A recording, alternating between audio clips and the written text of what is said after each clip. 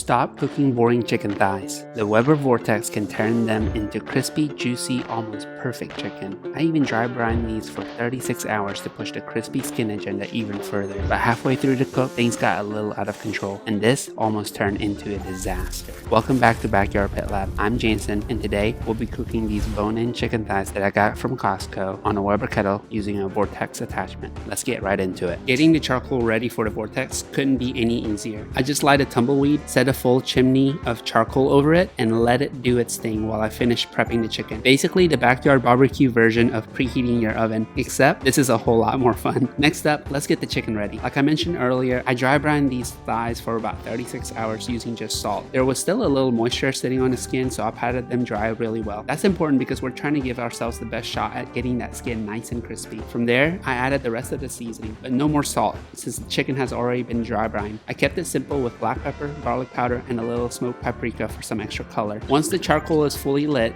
it's time to dump it into the Vortex. I also like to throw a couple of wood chunks right on top of the coals to add a little extra smoke flavor. Today, I'm using mesquite wood chunks that I picked up from Walmart. Mesquite is pretty strong, so you don't need a lot. Just a couple of chunks is plenty to give the chicken a nice kiss of smoke. Then, it's time to get the chicken on the grill. I like to arrange the thighs around the outside perimeter as far away from the Vortex as I can get them. The Vortex works by concentrating all that heat in the center of the kettle. That super heated air rises up, hits the lid, and circulates around the grill before exiting through the top vent. So even though the chicken is sitting over indirect heat, it's still cooking in a really hot environment, almost like a convection oven. That high heat is exactly what we want to help render the fat and crisp up that chicken skin. Then it's time to let the Vortex do its thing. I usually leave the chicken alone for at least 30 minutes before I start checking the temperature. I also have a wireless thermometer in one of the thighs so I can keep an eye on things without constantly opening the lid. One thing I found that helps the chicken cook more evenly is rotating the top vent every 10 minutes. I use the kettle handle as my reference point and treat it like 6 o'clock on a clock face. So I'll run the vent at 12 o'clock for 10 minutes, then 3 o'clock, then 6, and then 9. You get the point. That gives each side of the grill some time closer to the exhaust, which helps even things out around the kettle. I usually save that final 10-minute rotation for after I sauce the chicken, so the sauce has a chance to set without burning. For the sauce, I'm using my homemade barbecue sauce, which is pretty much the perfect complement to these classic barbecue chicken thighs. If you want to make it yourself,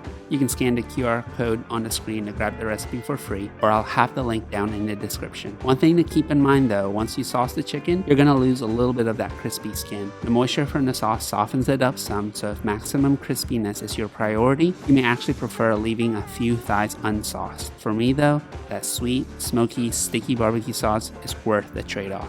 Up until this point, everything was going exactly as planned, but while I was getting some B-roll for this YouTube video, I think I left the lid off a little too long, which gave the Vortex a whole lot more oxygen. Then, when I started flipping the chicken to sauce the bottom side, some of the fat drippings, along with what was probably a little leftover grease from a previous cook, hit that intense heat and caught fire. And just like that, I had a pretty serious flare up on my hands. The first thing I did was close out the bottom vents to choke out the fire. At that point, the original plan was out of the window. I had to get the fire under control and figure out how I was going to finish cooking the chicken without burning the outside before the inside was done. I was still determined to get the sauce on, so I moved the chicken away from the flames and finished brushing both sides. Then I put the lid back on. Even with the vents open, that immediately cuts down the huge rush of oxygen the fire was getting with the lid off. I kept the vents open so the smoke could continue moving through the kettle instead of just sitting around the chicken while that grease burned off. Luckily, it worked. The flames died down, the smoke cleared out, and I managed to avoid turning this cook into a complete disaster. But after all of that, I noticed a couple of the thighs still needed a little more crisp on the skin. So I carefully moved those directly over the Vortex for a quick blast of high heat to finish them off. Maybe not exactly how I planned this cook going, but sometimes barbecue makes you improvise. And that's the beauty of it all. I like to go ahead and save up the remaining charcoal by closing off the top vents and the bottom vents. Alright, time for the taste test. Let's go with one of these, see if it has bite through skin. Alright, moment of truth. After 48 hours, or basically 36 hours of dry brining, we'll see if it's right. Look at those juices. Look how juicy that is.